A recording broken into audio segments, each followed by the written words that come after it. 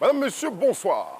Il fut une époque où des jeunes gens, des jeunes Ivoiriens sortant d'universités ou d'écoles de formation nourrissaient le rêve d'intégrer la fonction publique au privé. Cette époque semble désormais révolue, car ces jeunes gens ont décidé d'abandonner le gel honneur de solliciter auprès de votre haute bienveillance l'obtention d'un poste au sein de votre entreprise, car ils ont décidé eux-mêmes de devenir leurs propres patrons. Et l'État de Côte d'Ivoire a décidé de les soutenir à travers un outil efficace qu'il a mis en place. Côte d'Ivoire PME, dont nous avons rendez-vous avec M. Bamba Salimou, qui en est le directeur général depuis des années, avec qui nous allons faire une incursion, des incursions, au sein de certaines entreprises justement qui ont été accompagnées par Côte d'Ivoire PME.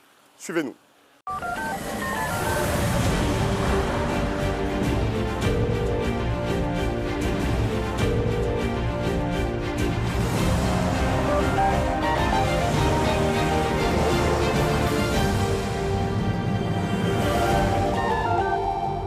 La thématique dans ce nouveau numéro de YAS Solutions, c'est l'émergence d'une nouvelle génération d'entrepreneurs en Côte d'Ivoire.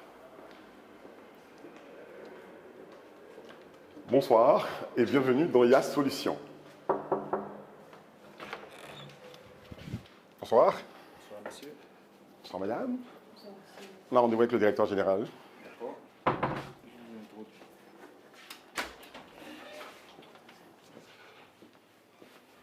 Bonsoir monsieur le directeur général. Bonsoir monsieur Ekrani, comment vous allez? Ça va très bien. Okay. Merci de nous accueillir. Vous avez un très beau bureau. Merci. Merci à vous. De nous recevoir dans votre bureau. Asseyez-vous s'il vous plaît. Vous êtes le directeur général de Côte d'Ivoire PME, justement. Faisons un peu d'histoire. Oui. Au commencement, comment est venue l'idée, donc à l'État de Côte d'Ivoire, de créer cette structure? Depuis combien de temps déjà donc, elle existe? Depuis combien de temps vous avez pris fonction? Et quelles sont les actions marquantes qui ont été menées déjà? D'accord. Donc effectivement, l'histoire de Côte d'Ivoire PME commence en 2016 par la prise par le chef de l'État d'un décret portant création de l'agence Côte d'Ivoire PME. Bien avant, bien sûr, ce décret, l'État de Côte d'Ivoire a fait un état des lieux. L'état des lieux était le suivant: comment doter l'État de Côte d'Ivoire d'une organisation qui puisse permettre à l'État de Côte d'Ivoire d'être encore beaucoup plus efficace sur le terrain. Donc l'État, après une revue de son dispositif, décide de créer une agence dédiée au PME en 2016. Donc nous avons été opérationnels en 2017 en prenant fonction. Nous avons parcouru du chemin en renforçant les capacités des acteurs, en accompagnant environ 25 000 entreprises de 2017 à 2022. Très bien. Et en 2022, l'État a décidé de passer à un niveau supérieur. Donc il y a une réforme qui a été entreprise en 2022 qui a vu en tout cas une mise à jour du dispositif public. Donc l'État a créé Côte d'Ivoire PME, qui émane de l'agence Côte d'Ivoire PME, qui est en charge de la part technique et managériale. Très bien. Mais à côté de cela aussi, l'État a dit, mais un des défis majeurs des petites et moyennes entreprises aujourd'hui, c'est d'avoir accès au financement. Donc pour cela, bien sûr, l'État a créé la SG PME, qui est la Société des garanties des PME, qui a pour rôle, bien sûr, de pouvoir dérisquer, je dirais, les financements que vont chercher les PME. Et pour pouvoir faciliter la collaboration entre Côte d'Ivoire PME et la Société des garanties, l'État a créé ce que nous appelons le but PME, que vous avez dû voir tout à l'heure en entrant ici. Donc désormais, l'État de Côte d'Ivoire, au travers de ce nouvel instrument, entend bien sûr accélérer la cadence. Parce que nous avons un gros défi. Notre population aujourd'hui est composée à 77% de jeunes. Absolument. Ces jeunes, bien sûr, certains peuvent entrer des secteurs privés ou des secteurs publics. Mais le plus important aujourd'hui, c'est que beaucoup de jeunes Ivoiriens de plus en plus s'engagent sur le marché. Et justement, de l'entrepreneuriat. c'est la thématique qui nous envoie chez vous aujourd'hui, l'émergence de cette nouvelle génération d'entrepreneurs aujourd'hui. Alors, quels sont les indicateurs donc, qui marquent cette émergence? Ce qu'on constate, bien sûr, c'est qu'il y a un engouement qui est réel. Il y a un engouement qui est réel. Et la crise à Covid aujourd'hui a été un accélérateur. La crise à Covid a permis aux entrepreneurs de comprendre qu'il y avait un nouveau monde qui existait. Et bien sûr qu'à travers le numérique, on peut initier beaucoup de choses. Lorsque vous regardez le paysage à Abidjan aujourd'hui, vous verrez qu'initialement, beaucoup de jeunes Ivoiriens avaient des entreprises, mais souvent situées à des lieux fixes. Mais de plus en plus, les personnes qui vendent par exemple des vêtements sont sur le net, à travers les médias sociaux. Pour les restaurants, par exemple, à travers la Covid, vous avez pu constater qu'aujourd'hui, il y a beaucoup de livraisons. Lorsque vous parcourez nos autoroutes aujourd'hui, vous verrez qu'il y a beaucoup de métier de livreur tout à fait symptomatique de l'évolution du champ de l'écosystème. Absolument. Vous avez aujourd'hui même dans les transports publics aujourd'hui, vous verrez qu'il y a des VTC qui sont apparus.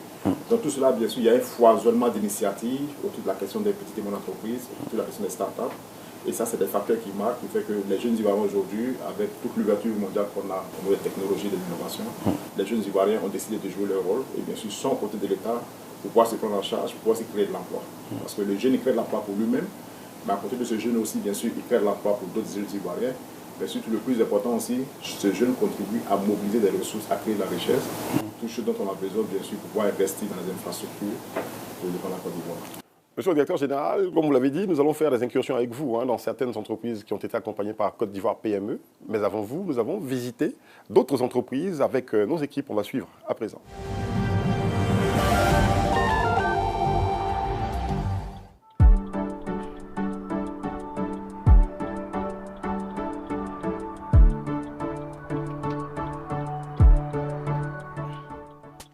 À bord de ce 4x4 rutilant, Olivier Tossou, une figure bien connue dans l'univers de la maroquinerie en Côte d'Ivoire.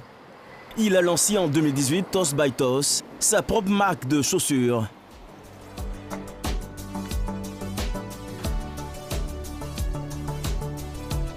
Naomi, bonjour, ça va? Tu vas bien? Ça se passe bien ici? La boutique disposée, nettoyée, rangée. Guizot l'a rangée ce matin? Ok. D'accord. Et pour les livraisons, Idriss est déjà passé? Oui, monsieur, il est déjà passé. Cette boutique située au cœur du chic quartier de Biétry est la deuxième que possède le jeune entrepreneur. La déco n'a rien à envier à celle des grandes marques européennes. Olivier Tossou voit grand et son but reste le même depuis ses débuts. On va dire l'objectif est déjà de copier sur eux, s'améliorer et ensuite au fur et à mesure arriver à leur niveau de standing. Pour y parvenir, il s'en donne tous les moyens. Tout est OK? Oui, c'est OK. OK. Tu devais me faire un retour par rapport aux impôts, c'est bon? C'est ça. Je suis même en train d'échanger actuellement avec son dans le sens. OK. Donc, normalement, je vous ferai un retour dans une trentaine de minutes maximum. Lui, c'est mon collaborateur qui s'occupe des impôts et qui est à la fois commercial, qui est à la fois, on va dire, le coursier de Toss by Toss. Alors, c'est un cabinet comptable qui s'occupe de la gestion de Toss by Toss parce qu'on a décidé de prendre des professionnels pour chaque secteur. Donc, on va dire, aujourd'hui, pour pouvoir avoir des marchés avec les entreprises, aujourd'hui, il faut être dans les normes, payer correctement ses impôts, avoir une attestation de déclaration fiscale et tout.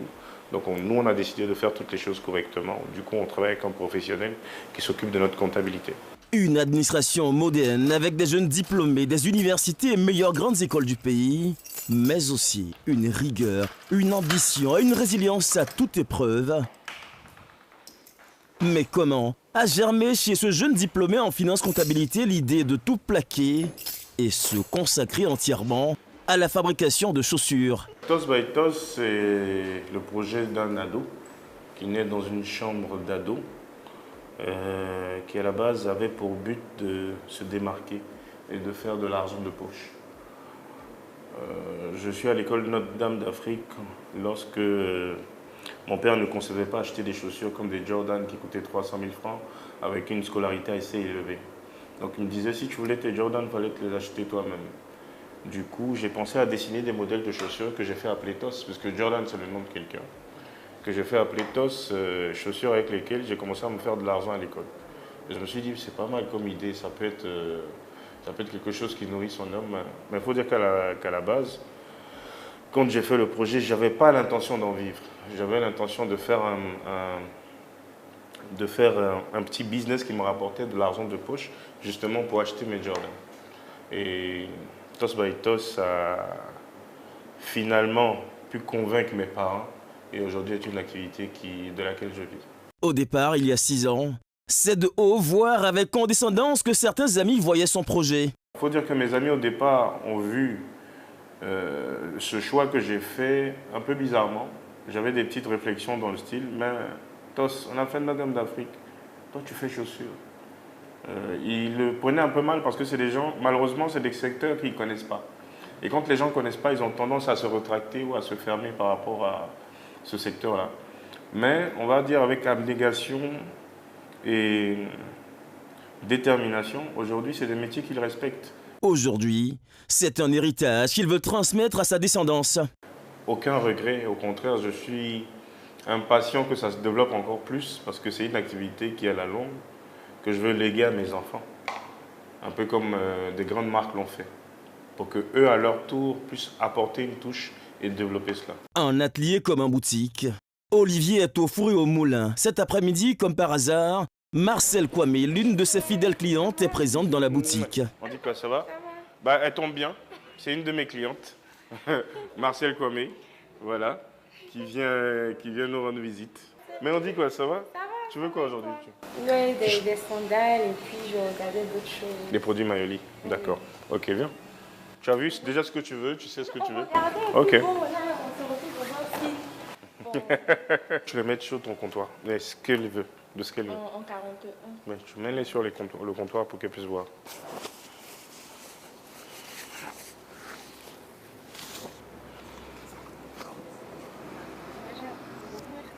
Après quelques conseils, elle va finir par se décider. 25 000, c'est la somme déboursée pour avoir ses sandales et Olivier en vend comme de petits pains.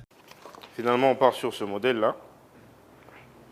Si Marcel Kwame a fait le choix de cette boutique, ce n'est pas seulement pour l'empathie de l'entrepreneur. Bon, déjà, c'est une fierté. C'est une fierté, c'est justement pour ça qu'on se tourne vers lui. Et moi, de façon personnelle, je préfère consommer local.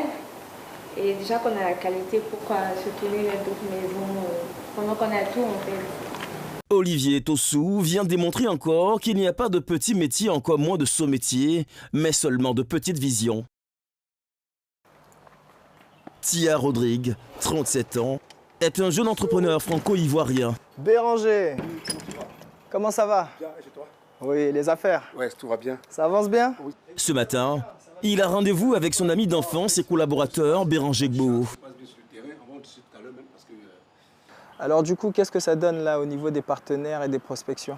Il y a des gens qui sont prêts, par exemple, qui payent de l'électricité peut-être 300 000, 400 000 chaque 2 mois. Ouais. Voilà. Et il y a d'autres banques, par exemple, d'autres microfinances, je ne pourrais pas faire des publicités, hein, qui sont partantes dans d'autres banques également, mais il faudrait qu'il y ait un contrat. D'accord. Donc vraiment, quand tu es là, Ok. parce que Il y a quelques années, en effet, Rodrigue a lancé en France avec un compatriote français, Elios, une entreprise spécialisée dans l'énergie solaire. L'entreprise y connaît à l'heure actuelle un succès retentissant. Alors, moi, ce que je propose, c'est de pouvoir fournir via l'énergie solaire de l'électricité à ceux qui en ont besoin et aussi, malheureusement, ceux qui en ont les moyens. J'entreprends actuellement en France avec ma société Helios Énergie et nous développons des solutions que l'on propose aux industriels et c'est des solutions que l'on peut proposer aussi ici en Côte d'Ivoire. Actuellement, il veut implanter en Côte d'Ivoire, sa terre de naissance, une filiale. J'aime bien appliquer la démonstration par l'exemple. Ça marche en France, on l'applique tous les jours, chaque semaine, on est capable de le faire et surtout moi c'est bien par affinité et parce que je suis aussi ivoirien, je suis franco-ivoirien, que j'aimerais que mon pays puisse aussi développer de la même manière que ça l'est fait en Europe, en Espagne et autres, l'énergie solaire. Au-delà de l'amour pour la Côte d'Ivoire, ce sont aussi les potentialités économiques qu'offre le pays qui ont poussé le jeune à y développer son business. Mon pays, c'est un des plus beaux pays du monde, il est merveilleux, non pas parce que je suis ivoirien, bien évidemment, on est tous un peu chauvins, mais c'est une réalité, c'est-à-dire que ce qu'on propose en Côte d'Ivoire, ce que l'on fait en Côte d'Ivoire, en termes d'accueil, de joie et puis même de confort, il y a très peu de pays qui peuvent vous le proposer. Hein. Et en termes d'opportunités d'affaires, il y a beaucoup de choses qui restent à faire. Ça, c'est clair et net. Il y a beaucoup de choses qui restent à faire, mais moi, j'ai confiance. J'ai vraiment confiance au développement et en l'avenir de la Côte d'Ivoire. D'ailleurs, on le voit avec le nouveau pont, le métro qui est en cours, les échangeurs et tout. Il y a des choses qui avancent, mais on peut faire plus. C'est comme pour tout.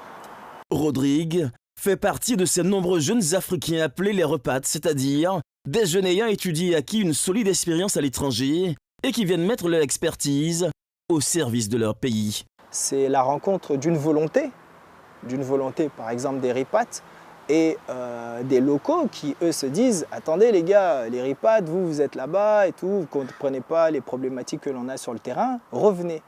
Et on revient. Et maintenant, il faut que la collaboration se fasse. Elle se fasse pour qu'on avance tous ensemble et dans le même but. Mais il y a beaucoup justement des ripates qui se disent « C'est pas suffisant ». C'est qu'on a acquis des connaissances, on a acquis un savoir-faire que l'on peut appliquer dans notre pays. Et ça n'a pas de prix, ça n'a vraiment pas de prix. Que ce soit ceux qui ont fait des écoles d'ingénierie ceux qui ont fait des écoles de commerce, de communication, tout ce que vous voulez, on a des choses à apporter. L'énergie solaire, énergie renouvelable est selon le jeune entrepreneur l'énergie du futur. Pour les pays africains comme le nôtre, généreusement gâtés en soleil par Dame Nature, on ne saurait s'en soustraire. Écoutez, moi je l'applique tous les jours en France.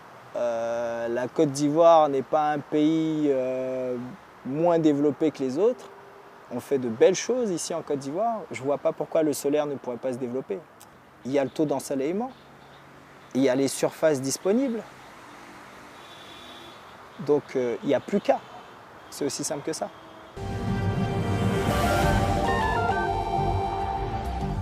Monsieur le directeur général, nous sommes en train de visiter avec vous, nous sommes en train d'aller visiter avec vous une entreprise qui a bénéficié du soutien, de l'accompagnement de Côte d'Ivoire PME. Oui. Et aujourd'hui, nous sommes très fiers de vous accompagner chez Capture Solutions parce que c'est un cas de réussite. Aujourd'hui, l'entreprise travaille avec différents acteurs et est présente dans différents pays, notamment en Afrique et bien sûr en Europe. Mais quand Capture Solutions aujourd'hui soutient différentes structures ivoiriennes, on aura l'occasion de découvrir cette entreprise, de connaître son directeur général. Bien sûr. Et puis qui témoignera donc des bienfaits de Côte d'Ivoire PME auprès de ces jeunes startups. Bien sûr, je pense que c'est tout là le bien fondé de votre émission. Il y a solution. Il y a solution. Parce que parfois, on met en avant beaucoup plus de difficultés. Mais il y a solution, effectivement, c'est que l'État développe des instruments. L'État développe un dispositif d'accompagnement des entreprises. Et aujourd'hui, Capture Solutions pourra bien sûr vous indiquer l'appui que nous lui apportons. Et nous y sommes arrivés. Ok, en tout cas, merci.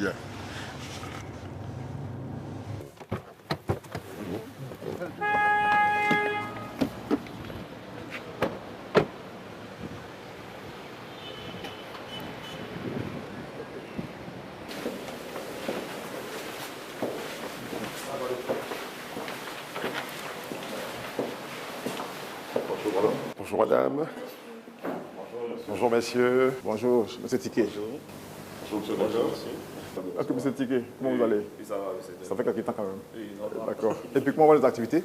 Oui, ça va, ça va. Ça se passe bien? Doucement, doucement, mais ça va. D'accord. Ok. Donc je vois que toute l'équipe est en place. Une équipe beaucoup jeune en tout cas. Si, oui. On est dans l'année de la jeunesse. Et puis ça. on est ravis vraiment de vous rendre ce matin. On a commencé avant que l'État n'en parle. C'est ça, c'est ça. Donc vous êtes vraiment bien lancé. Parce que vous organisez des programmes. Et l'un de ces programmes a permis donc à M. Tiquet et son entreprise de gagner par exemple ce que nous voyons donc sur ce prix de 5 millions de francs CFA. Oui, c'est ça. Racontez-nous. C'était lors du concours 2021 organisé par Côte d'Ivoire PME.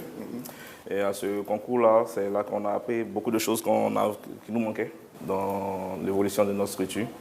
Et ça nous a permis d'avoir 5 millions qui nous ont permis de pouvoir acquérir en équipement et pouvoir aussi agrandir notre marché. Monsieur le directeur général, ça se voit que vous ne restez pas que dans votre bureau. Le directeur général de Côte d'Ivoire PME, vous vous déplacez en immersion pour visiter les entreprises que vous avez accompagnées. Bien sûr, donc dans le cadre de notre mission, nous travaillons avec des experts qui sont des conseillers de développement d'entreprise, donc bien sûr qui au quotidien travaillent sur des projets d'entreprise en accompagnement. Et bien sûr, nous arrivons bien sûr de venir sur le terrain également pour discuter les entreprises. Donc comment évolue l'entreprise globalement en termes de stratégie, de positionnement aujourd'hui? Comment vous voyez les choses? On a eu à soumettre des dossiers et les retours étaient bons. Mais le souci, c'est que c'est la seconde phase pour la mise en pratique qui est un peu qui tâtonne encore. Voilà, c'est ça. Pour l'ensemble, très certainement, donc, de tous ces jeunes-là qui sont créateurs d'entreprises, qui ont de bonnes idées, comment agit Côte d'Ivoire PME aujourd'hui pour les accompagner, comme vous l'avez fait donc, pour cette entreprise? Le rôle de Côte d'Ivoire PME, dans un premier temps, c'est de prendre la main de l'entrepreneur, lui dire on va t'accompagner dans ton processus, mais tu demeures le seul responsable de ton parcours. Donc on responsabilise l'entrepreneur. Donc à partir de ce moment-là, bien sûr, avec les échanges que nous avons avec l'entrepreneur, on est capable d'identifier les types de besoins. Souvent c'est de la formation dans un premier temps, de la mise à niveau. Et par la suite, on va travailler à la fois sur l'entrepreneur et sur l'entreprise. Parce qu'au cœur des startups, vous avez d'abord l'entrepreneur. Donc tout à l'heure, M. Tiquet qui est là a eu la chance de venir dans cette entreprise. Mais avant d'y arriver, il a eu déjà à exercer en tant que professionnel. Donc on travaille beaucoup sur l'entrepreneur lui-même. Donc il comprend que l'entrepreneuriat c'est un gros défi. Mais un des éléments essentiels c'est le mindset. La capacité de l'entrepreneur à pouvoir franchir certaines étapes. Donc on travaille sur la personne et ensuite on travaille sur l'entreprise à travers des programmes de formation. Et donc autour de l'entreprise, il y a des solutions qui sont développées. Parfois c'est la mise en relation de cette entreprise-là avec des dispositifs d'accompagnement tels que des incubateurs. Parfois, nous organisons des événements chez nous où nous faisons la mise en relation avec des acteurs et des acheteurs. Donc ça peut être par exemple des entreprises qui sont dans la transformation de produits agroalimentaires, qui veulent intégrer des circuits de distribution à Abidjan. Donc on est capable bien sûr de renforcer les capacités d'entreprise et d'organiser chez nous des sessions de travail de mise en relation pour dire aux distributeurs, vous avez des produits à vendre, mais en face, vous avez des startups qui sont là, vous avez des produits ivoiriens que vous pouvez intégrer. Donc c'est ce rôle-là vraiment de coach, de mentor que nous jouons toujours, mais tout en maintenant l'entrepreneur au cœur du business. Monsieur le directeur général, cette entreprise n'est pas la seule que vous accompagnez. Nous continuons donc à vous suivre dans d'autres entreprises. On passe toute la journée avec vous. La prochaine entreprise que nous visitons. Nous irons dans l'entreprise Biofit, qui est située à Koumassi. Donc bien sûr, ici nous sommes dans une entreprise essentiellement dans l'économie numérique. Nous allons visiter tout à l'heure une entreprise mise en place par un jeune diplômé ivoirien et donc dont le business model tourne autour de l'économie circulaire. Monsieur le directeur général, c'est vrai que nous allons aller dans cette start-up à Koumassi, mais vos actions ne se limitent pas qu'à Abidjan. Vous agissez à l'intérieur du pays aussi. Tout à l'heure, on a parlé du programme qui a permis d'accompagner Capture Solutions, mais effectivement, sur Toumoudi aussi, il y a l'entreprise Civim que Côte d'Ivoire PME a en tout cas accompagné, qui est dans l'industrie manufacturière et bien sûr dans la production transformation de produits agroalimentaires. Donc, ça fait beaucoup de plaisir qu'on va vous conduire sur Toumoudi pour vous faire découvrir une autre entreprise avec d'autres facettes et également avec d'autres défis. Très bien. Il a dit, monsieur le directeur général, nous allons tout de suite à Toumoudi à la rencontre de cette start-up.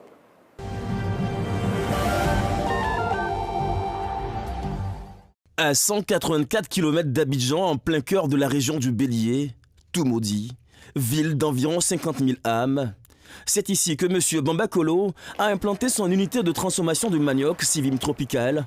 Chaque matin, il veille lui-même avec rigueur sur tout le processus de production. Hein, Abdul, tu t'arrêtes devant la femme, là, machin, et puis tu... Bon, vraiment... Et là, tu as bien. Le couteau est rentré dedans, ma chérie. Qu'est-ce qui se passe, toi? Chantal, ça va. Attends. Voilà, tu as vu, non? Ça, quand c'est comme ça, là, il n'y a pas de problème. Si tu enlèves la peau dessus, là, ça, c'est lisse. Si tu vois que c'est rugueux comme ça, c'est que manioc, c'est dans la peau. Tu vois? Bon, si ça tombe dans la peau, là, nous, c'est fini, c'est perdu pour nous. Rien n'est laissé au hasard. Chaque gramme de manioc compte. Et il n'hésite pas à faire la démonstration par l'exemple. En réalité, si vous laissez la tubercule de cette façon-là, moi-même qui ai acheté, je ne peux pas l'éplucher correctement. Donc il est recommandé aux opératrices donne-moi vos couteaux. Il est recommandé aux opératrices de dépluchage de faire en cossette. Vous allez voir que ça, là, c'est impossible. Par contre, si je fais comme ça, vous voyez, non? Je n'enlève uniquement que la peau. Si M. Bamba est si strict, c'est que la rentabilité de ses affaires en dépend. Le manioc bien épluché doit être lisse. Mais si ce n'est pas lisse, c'est qu'une bonne partie de la pulpe se trouve dans la peau. Et ça, c'est perdu.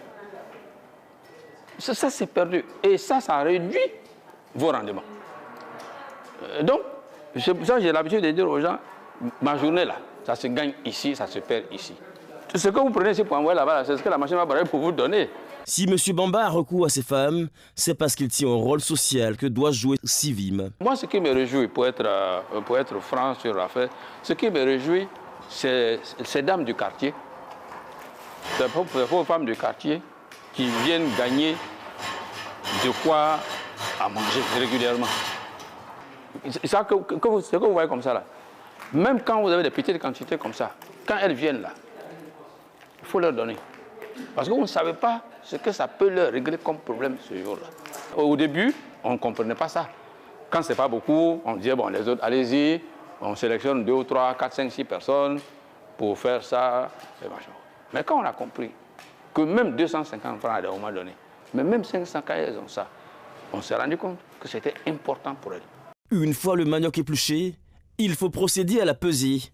À cette étape encore, l'entrepreneur veille au grain. Ça, c'est pas bon, il faut jeter. Mets ça de côté. Mets ça de côté. Les avaries, là. Voilà, les avaries, mettez de côté, après on va peser. Le poids de la caisse, c'est combien avec la raclette? 100, non? Bon, vous allez voir. Vous allez voir que si tu enlèves 100 kilos dans ça, il reste combien? Il reste 253. Hein? Ici, c'est une question de rendement. C'est-à-dire qu'il y a une quantité de manioc qu'on leur a donné à éplucher. Après épluchage, quelle est la quantité de manioc qu'on a récupéré? Bamba fait partie des étudiants ivoiriens des années 80 qui ont vite compris la nécessité de se lancer dans le monde de l'entrepreneuriat juste après l'obtention de leur diplôme. Aujourd'hui, il est plutôt satisfait. On est venu à l'entrepreneuriat depuis nos années d'étudiants. Voilà. Et comme c'était une période quand même assez difficile du point de vue économique, on était jeunes, il fallait vivre, donc on a mis la main un peu dans les petites choses. Après, bon, on a pris goût. C'est vrai qu'on a essayé, c'est vrai aussi que ce n'est pas facile, mais c'est vrai aussi qu'on n'a pas de regrets. L'Atsiki est un mets très prisé par les Ivoiriens. Pour répondre à la forte demande nationale et celle des pays sous-régionaux de plus en plus friands, une production industrielle s'impose. Et c'est aux nationaux qu'il revient de prendre le taureau par les cornes avant de se faire damer le pion par l'extérieur. Le risque qu'on court, c'est que si on y prend garde, le temps qu'on va s'en rendre compte, des industriels étrangers vont venir s'installer et ils vont chasser, entre guillemets, nous autres petits opérateurs nationaux. Parce qu'eux, ils viennent avec de grands moyens. Bon, malheureusement, nous, on n'a pas ces moyens-là. Mais il faut donner le ton. Donner le ton pour dire que on peut sortir de l'artisanat, on peut sortir de l'informel pour aller vers des produits manufacturés qui soient aux normes standards. Bamba Kolo bénéficie de l'accompagnement de Côte d'Ivoire PME. De temps à autre, le responsable de la zone de Yamoussoukro vient lui-même sur le terrain pour s'enquérir de l'évolution de ses affaires. Monsieur Ngoran, oui. Côte d'Ivoire PME, c'est lui qui est le responsable de la zone centre et nord, si je me trompe, de Côte d'Ivoire PME.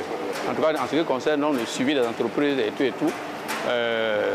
Donc chaque fois qu'il a des passages, il passe ici nous faire la civilités et savoir un peu comment on tourne, parce que de toute façon, voilà, on travaille ensemble. Voilà, donc voilà un peu ça. Bamba Kolo dispose d'un équipement ultramoderne qui lui permet de produire par jour plus de 2 tonnes d'atsiki. On la met en chose, comment on appelle, en fonctionnement lorsqu'on a une bonne commande. Comme je vous ai dit, c'est une machine qui peut faire 2 tonnes d'atsiki par jour. Bon, si vous voulez faire 50 kilos, vous n'allez pas la mettre en chose. Donc, mais de temps en temps, il faut la mettre en marche pour qu'elle tourne. Dans cette unité de production, on transforme le manioc en plusieurs produits dérivés. Le plakali, le gari et la tieki. Mais ce matin, c'est la tieki qui est au programme. On est arrivé dans notre affaire. On est en train de faire un petit... On fait un test de cuisson. D'accord. Voilà. Le manioc frais est déversé directement dans cette machine, lavé puis broyé avant d'être pressé. Puis, il est conduit dans cette machine et il termine sa course ici. Et voici le résultat. Oui, là c'est bien cuit, là, vous voyez bien. Voilà. Donc là, il n'y a pas de souci. Généralement, quand vous avez fini de faire ça, plus personne ne vient ici. Parce qu'il y a une brosse en bas pour racler. Il suffit de venir voir est-ce que la bassine que vous avez mis en bas est remplie ou pas. Si elle est remplie, vous l'enlevez. Tout le reste, c'est d'alimenter la machine là-bas.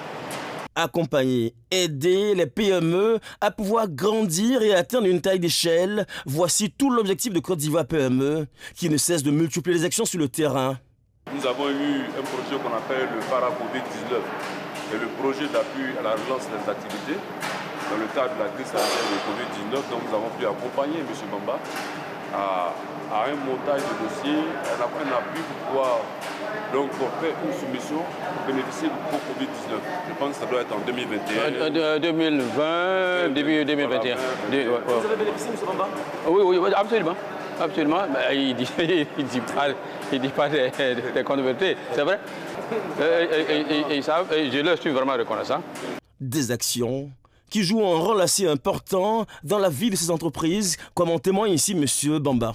À travers des structures décentralisées comme Côte d'Ivoire PME, qui nous accompagnent en tout cas en termes de renforcement des capacités.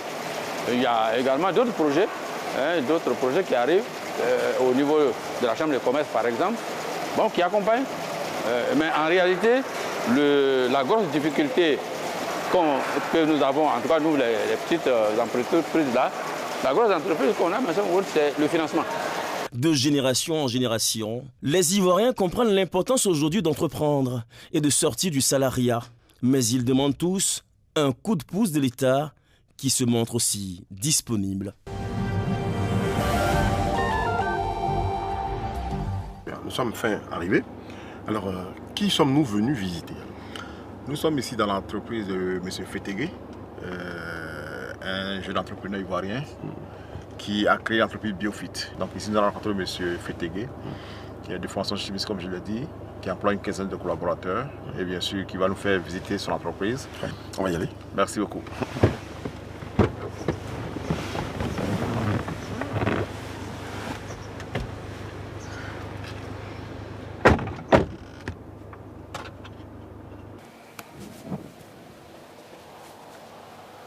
Ok. Monsieur, bonjour. Bonjour. Comment vous allez?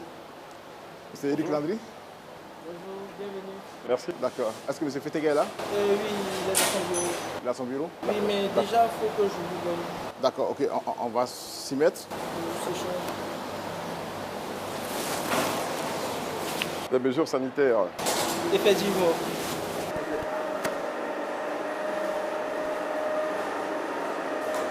M. Fetegue, le directeur général de cette entreprise Biofit. Merci de nous recevoir au sein de votre entreprise. Merci. Bonne arrivée à vous. Qu'est-ce que c'est? Ça ressemble à du savon. Oui. C'est ça. C'est du savon. Mais avec une odeur de cacao, si j'ai l'odorat développé. C'est ça. Cacao, c'est cela. Est-ce que c'est possible de nous expliquer un peu brièvement? On gère tout ce qui est chaîne de valeur des produits de la Côte d'Ivoire qu'on met en valeur. Exemple, le beurre de cacao, voilà, que nous prenons pour faire du savon. Voilà. Donc, c'est ce produit semi-fini qui est là. Voilà. Donc, on utilise plusieurs intrants, mais notre produit phare, c'est le beurre de cacao qu'on essaie de mettre en avant pour pouvoir produire du savon. Est-ce que vous avez commencé dans l'informel? Déjà, avant de me lancer, je me suis formalisé dans tout ce qui est documentation. Vous voyez, on a des agréments au fait, phytosanitaires, des agréments au niveau du savon au fait, pour pouvoir répondre aux normes que la Côte d'Ivoire demande au fait pour pouvoir répondre à certains critères. Voilà. Monsieur le directeur général, la question est posée à juste titre. Est-ce que vous vérifiez vos critères de choix pour venir en aide à une entreprise qui commence? Mais bien entendu, lorsque nous commençons à travailler avec vous, nous essayons de vous accompagner à vous formaliser. Donc, Côte d'Ivoire permet de vous accompagner progressivement, au-delà de la formalisation déjà administrative. Il y a certaines formalisations spécifiques. Comme par exemple dans le cas de M. Fetegue, il y a des licences des équipes dont vous avez besoin. On vous accompagne à acquérir tout ce matériel-là. Et suivant la croissance de vos activités, Côte d'Ivoire PME est à vos côtés. Donc tout à l'heure, vous venez de voir d'après ce que M.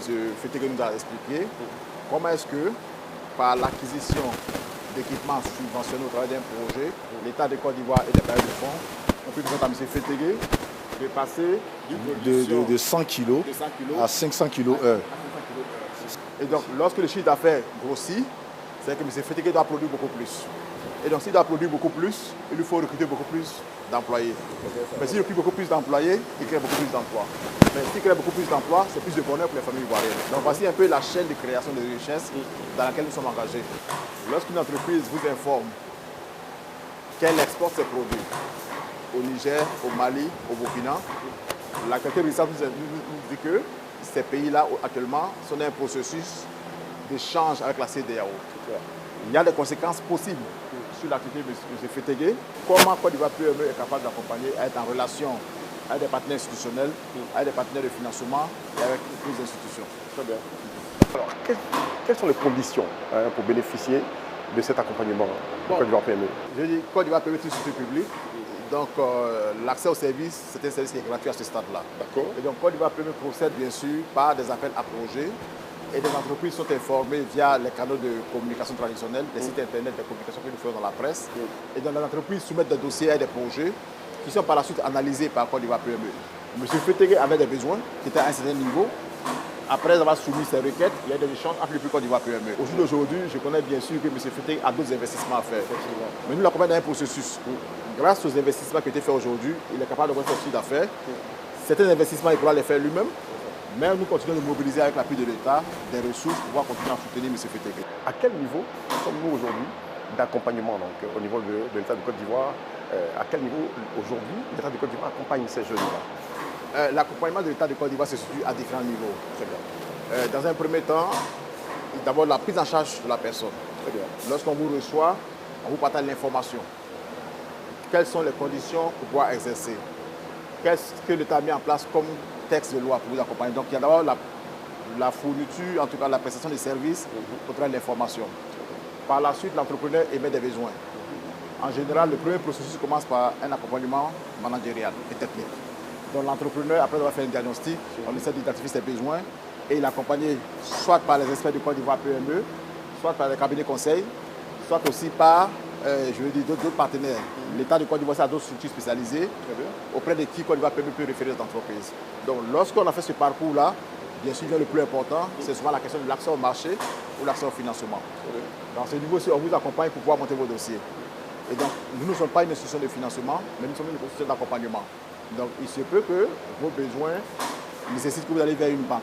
Alors, Côte d'Ivoire PME, avec l'appui de la société de garantie des PME que l'État aussi a créé, on peut vous aider à faire le cheminement vers le financement avec des garanties. Mais également, aussi, il y a des subventions que vous pouvez donner. Donc, Côte d'Ivoire PME se trouve au centre et vous accompagne à être en relation à la fois avec le marché, pour demander au marché. Vous avez été accompagné. Aujourd'hui, vous êtes une bonne entreprise qui emploie des jeunes Ivoiriens. Qu'est-ce que vous pouvez dire à ces jeunes-là qui hésitent? Déjà, il y a une anecdote.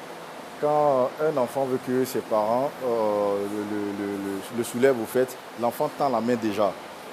Voilà, donc il faut commencer. Il faut faire un peu d'effort. Et vraiment, Côte d'Ivoire PME, ils sont là, l'État est là vraiment pour accompagner. C'est une réalité, ils accompagnent. C'est une réalité. Ne restons pas chez nous, derrière les réseaux sociaux, derrière nos téléphones pour pouvoir critiquer. Allons vers Côte d'Ivoire PME, allons vers l'État. Ils vont nous diriger vers des solutions au fait, qui vont être des solutions vraiment très importantes au fait à notre développement. Vraiment, je continue de le dire. Vraiment, Côte d'Ivoire PME était vraiment une bouffée d'oxygène au fait à Biofit. Voilà. Avec Côte d'Ivoire PME, vraiment, en termes d'emploi, on travaille avec 3 personnes. Mais aujourd'hui, vous voyez, vous constatez vous-même qu'on est avec les machines qu'ils ont mis à notre disposition. On est passé à 12 personnes. Voilà. Et encore plus. Voilà. Donc, je pense que vraiment, il faut dire aux jeunes aussi d'avoir la volonté. Monsieur le directeur général, à court ou à long terme, l'État de Côte d'Ivoire a certainement des projets pour renforcer son accompagnement auprès de sa PME. Nous sommes pratiquement à la fin de cette émission. Vous allez nous dire ce qu'il en est et vous adressez donc à tous ces créateurs d'entreprises qui hésitent encore. Ok, donc merci beaucoup. Donc, comme je vous l'ai mentionné tantôt, depuis 2022, l'État a entamé une réforme de son dispositif d'accompagnement public. Il y a un renforcement qui se met en place avec Côte d'Ivoire PME d'une part et d'autre part, bien sûr, une société de garantie, le tout accompagné par une entité appelée le BUT. Donc l'objectif de l'État, c'est de voir comment est-ce que, à la fois, je peux apporter un accompagnement technique. Le but, c'est le guichet unique de développement des entreprises. Le développement des entreprises. Voilà, donc qui a été créé pour pouvoir assurer un continuum entre Côte d'Ivoire PME pour l'accompagnement et le financement au travers de la société de garantie. Le but de l'État de Côte d'Ivoire, c'est de faire en sorte qu'aucun entrepreneur ne soit laissé sans soutien. C'est pour cela qu'aujourd'hui, Côte d'Ivoire PME est présent dans 10 bureaux à l'intérieur du pays. Nous continuons notre déploiement. Le plus important pour les jeunes, c'est que parfois, lorsqu'on veut partir en entrepreneuriat, on va dire qu'il n'y a pas de financement. Le financement est certes important, mais ce n'est pas le seul élément. Avant le financement, bien sûr, il y a la structuration d'entreprise, il y a la formalisation, il y a la création d'entreprise. Pourquoi est-ce que l'État investit tant dans l'entrepreneuriat? Quelle est la mission du service social? Le plus important pour l'État, bien sûr, au travers des structures telles que Côte d'Ivoire PME, c'est de continuer à engager les jeunes Ivoiriens à pouvoir se prendre en charge et bien sûr à leur permettre de pouvoir contribuer fièrement à la création de richesses. Notre pays connaît actuellement un boom économique, il y a beaucoup d'opportunités d'affaires, donc à côté de l'État, bien sûr, met en place un dispositif avec Côte d'Ivoire PME, la structure de garantie le but. Mais au-delà de ce dispositif aussi, bien sûr, il y a d'autres structures. L'Agence Emploi Jeune, la GFOP, le FDFP. Donc l'État est présent partout et Côte d'Ivoire PME, en tant que structure principale d'accompagnement, est au cœur du dispositif. Je vais vous poser une question qui va vous arracher le sourire, peut-être, monsieur le directeur général. Point besoin de bras longs, comme on le dit, pour avoir un financement, pour être accompagné par Côte d'Ivoire PME. Pas besoin de cela, nos bureaux sont ouverts à tout le monde. Et bien sûr, M. Fétégué dira, vous expliquera clairement qu'il a eu tout ce soutien-là, bien sûr, grâce à la qualité de ces dossiers. Donc l'État appartient à tout le monde, l'État est au service de tous les Ivoiriens. Et donc ceux qui nous connaissent savent très bien que l'accès est disponible pour tout le monde. Donc vraiment on encourage les jeunes à croire à leurs rêves et bien sûr à se rapprocher de l'information et à comprendre que l'État est à leur côté pour les accompagner vers la création de richesses. On n'a pas grand-chose à dire, sauf une seule question à poser à tous les jeunes qui nous regardent, qui ont regardé et suivi cette émission de bout en bout. La seule question c'est, et toi, qu'attends-tu? Lève-toi, jeunes gens, levez-vous tous. et puis combattez pour votre avenir. Donc levez-vous, l'État est là pour vous. Ils pourront vous guider comme cela se doit, donc pour vous emmener à devenir une PME et pourquoi pas plus tard une grosse entreprise industrielle au service de l'État de Côte d'Ivoire. À très bientôt.